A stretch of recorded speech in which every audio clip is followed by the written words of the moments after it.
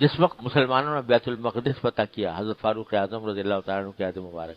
یہ مسلمانوں کی تاریخ ہے، جگمگاتی ہوئی تاریخ، اکثر و بیشتر لوگ اس سے واقف نہیں ہوتے۔ جب مسلمانوں نے بیت المقدس فتح کیا، بیت المقدس جس میں آج مسجد اقصی واقع ہے، اللہ، اور آج ہماری بدعملیوں کی وجہ سے یہودیوں کے تسلط میں، جب فاروق اعظم رضی اللہ عنہ نے فتح کیا تو اس علاقے کو صلح کے تحت فتح کیا، یعنی وہاں کے جو شہر والے ہیں وہ انہوں نے ہتھیار ڈال دیے اور کہا کہ مصالحت کے ساتھ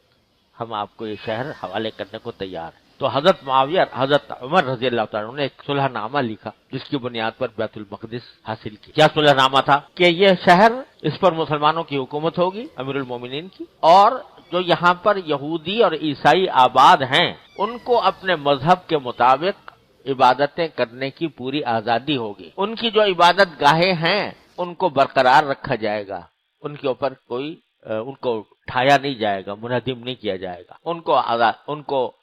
عبادت کرنے کی پوری آزادی ہوگی، اور مسلمان ان کا تحفظ کریں گے، یعنی اگر کوئی غیر مسلم دشمن حملہ آور ہوا تو مسلمان ان کا تحفظ کریں گے، ان کا دفاع کریں گے۔ اگر مسلمانوں کی کسی سے جنگ ہوئی تو وہ مسلمانوں کا ساتھ دینے کے پابند نہیں ہوں گے، یعنی مسلمانوں کے ساتھ لڑنے کے پابند نہیں ہوں گے۔ اگر مسلمانوں کی لڑائی کسی سے ہو رہی ہے تو یہ لوگ ان کے مسلمانوں کے لشکر کے ساتھ شامل ہو کر دشمن کا مقابلہ کرنے کے پابند نہیں ہوں گے، اور ان پر اگر کوئی حملہ ہوگا تو مسلمان اس کا دفاع کریں گے، اور یہ جزیہ ادا کریں گے۔ جزیہ ایک قسم کا ٹیکس ہوتا تھا جو غیر مسلم شہریوں سے وصول کیا جاتا تھا، اس بات کے عوض کہ ان کا جان، مال، آبرو، اس کا تحفظ کیا جائے گا اور ان کی عبادت کے حقوق دیے جائیں گے، اور اگر کبھی ان کے اوپر کوئی دشمن حملہ آور ہوگا تو مسلمان اس کا دفاع کریں گے۔ اس بنا پر جزیے سے بیت المال کی ایک بڑی آمدنی آیا کرتی تھی۔ یہ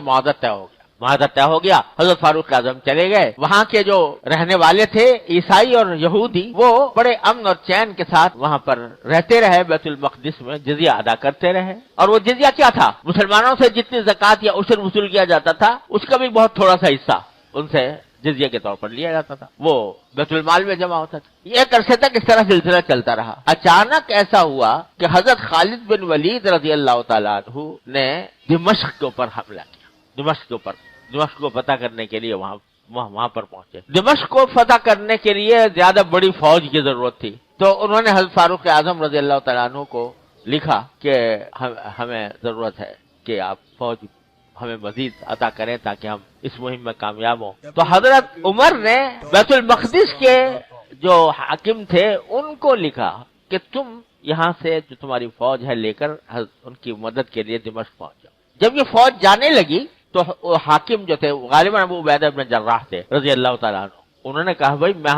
ہم چلے تو جائیں لیکن ہم نے ان غیر مسلموں کی جان و مال کی آبرو کے تحفظ کی ذمہ داری لے رکھی ہے، جزیہ ہم نے اس کام کے لیے لیا ہے کہ اگر ان کے اوپر کوئی حملہ آور ہوگا تو ہم اس کا مقابلہ کریں گے، اور ہم تو اب اگر چلے جائیں گے تو یہ تو غیر محفوظ ہو جائیں گے، ان کے اوپر اگر کوئی حملہ کرے گا تو ان کا دفاع کون کرے گا؟ اس لیے انہوں نے غیر مسلم سرداروں کو جمع کیا، یہودیوں اور عیسائیوں کو جمع کر کے ان سے کہا کہ بھائی ہمارے اوپر مجبوری پیش آ گئی ہے، ہم دمشق جا رہے ہیں اور ہم آپ کی حفاظت کا جو ہم نے آپ سے عہد کیا تھا اس عہد کو اب پورا کرنا ہمارے بس میں نہیں رہا، لہذا سال بھر کا جو جزیہ ہم نے آپ سے لیا تھا وہ سب آپ کو واپس کرتے ہیں، جتنا جزیہ آپ سے لیا تھا وہ ہم آپ کو واپس کرتے ہیں، کیونکہ یہ جزیہ اس کام کے لیے لیا گیا تھا، اس عہد کے ساتھ لیا گیا تھا کہ مسلمان دفاع کریں گے غیر مسلموں۔ واپس کر دیا سارا جزیہ، ٹیکس واپس کر دیا۔ کوئی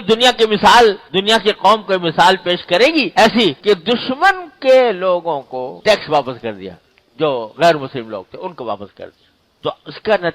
کا نتیجہ کیا ہوا کہ وہ جو بیت المقدس کے عیسائی اور یہودی تھے انہوں نے کہا بھائی ایسی دنیا کی مخلوق تو ہم نے کوئی دیکھی نہیں کہ جو اپنے معاہدے کا اتنا پاس کرنے والی ہو، اور ہمیں کر دیا۔ اس طریقے نے ان میں سے بہت سو کو اسلام قبول کرنے پر آمادہ کیا، مسلمان ہوئے، اس وجہ سے مسلمان ہوئے، اور پھر ان میں سے بہت سو نے دمشق کی جنگ میں حصہ لیا، حالانکہ ان کے ساتھ یہ معاہدہ نہیں تھا کہ وہ ہماری جنگ میں حصہ لیں گے، لیکن بہت سو نے دمشق کی جنگ میں حصہ لیا اور پھر دمشق فتح ہوا۔ تو حضرات صحابہ کرام رضی اللہ تعالی عنہم اجمعین کی سرکار دو عالم صلی اللہ علیہ وسلم نے اس طرح تربیت فرمائی کہ ایک فرد یہ سمجھتا تھا کہ اگر کسی سے کوئی وعدہ کر لیا، کسی سے کوئی معاہدہ کر لیا تو یہ معاہدہ میرے لیے ایک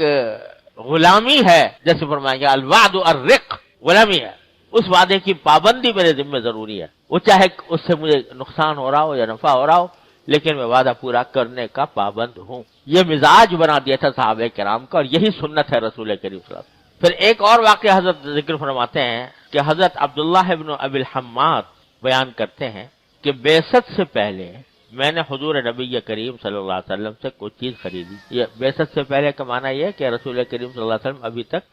نبوت عطا نہیں ہوئی تھی، اس سے پہلے کی بات کہ حضور اقدس صلی اللہ علیہ وسلم سے انہوں نے کوئی چیز خریدی، کچھ رقم باقی رہ گئی دینے سے۔ میں نے حضور صلی اللہ علیہ وسلم سے وعدہ کیا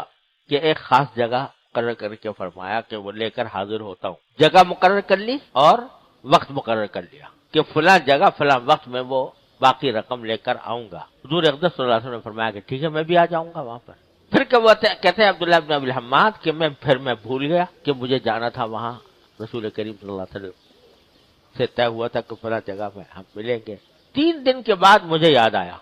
تو میں وہاں پہنچا تو کیا دیکھتا ہوں کہ حضور صلی اللہ علیہ وسلم اسی جگہ تشریف فرما ہے 3 دن سے، اور دیکھ کر مجھ سے فرمایا کہ تم نے مجھے مشقت میں ڈال دیا، 3 دن سے اسی جگہ تمہارا انتظار کر رہا ہوں۔ جگہ متعین ہوئی تھی، وقت متعین ہوا تھا، میں وہاں پر پہنچا، تم آئے نہیں تو میں کیونکہ وعدہ کر چکا تھا اس لیے انتظار کر رہا ہوں، 3 دن سے تمہارا انتظار کر رہا ہوں۔ اور یہ واقعہ بھی رسول کریم صلی اللہ علیہ وسلم کی نبوت سے پہلے کا ہے، کیونکہ اللہ جل جلالہ جب کسی کو نبوت کا مقام عطا فرماتے ہیں تو نبوت سے پہلے بھی اس کے اندر ایسے اوصاف پیدا فرماتے ہیں جو انسانیت کے شرف انسانیت کے اعلیٰ ترین اوصاف ہوتے ہیں، وہ پیدا فرمائے جاتے ہیں۔